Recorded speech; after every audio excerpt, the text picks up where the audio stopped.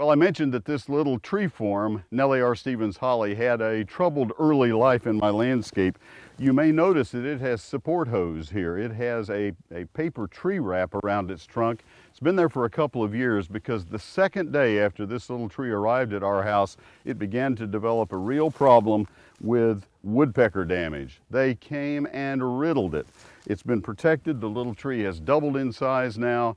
I will leave that on until it pops off, and then I'll kind of watch it, and I'll wrap it again if I have to. So that's bird damage, and I think it would have damaged this tree. Normally woodpeckers are not harmful.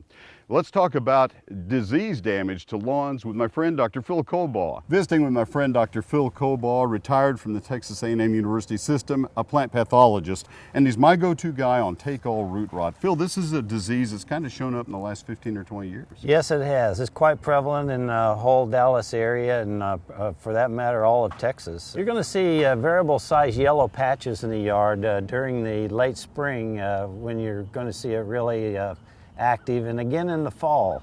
So the grass just isn't responding to fertilizer, it's not greening up, it just looks lethargic in the cool weather. These yellow spots are very obvious, Neil. Can I look as a consumer, and kind of not the smart guy that you are, can I look at a stolon, that's the runner, can I look at that and see that there is an organism there? If you go into the yellow patches, and you can just take a simple hand lens, this is only a 3X, and look at what we call the stolon internode, that's the area between the two nodes. Look at that with a magnifying glass and you'll see the fungus there. Of all things, peat moss is what you have found to be the best control. We're really fortunate, Neil. This is what they call an ectotrophic fungus. It grows on the outside of the host. So we found out through research back in the 1930s that this fungus is very sensitive to pH.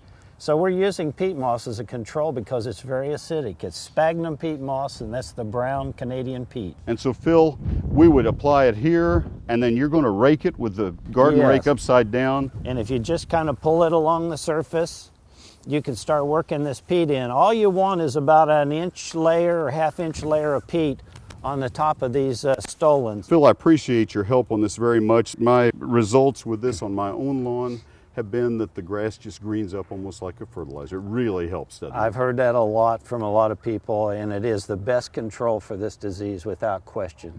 Phil, I appreciate your help very, very good much. To see you again, You're Neil. top notch. You bet. Thank you. Thank you, Phil, very, very much. Great information. It could prove to be of great use to you. Well, we had the Nellie R. Stevens tree holly, and I guess my little woodpecker friend moved over to my Yopon holly. You can see some damage starting here. That looks like old damage. I'll just keep an eye on that. I'm not going to wrap this one just yet. It's amazing what birds will do. Stephen Chambly, kind of a bird of his own right, at the Japanese Garden, the Fort Worth Botanic Garden, in just a moment.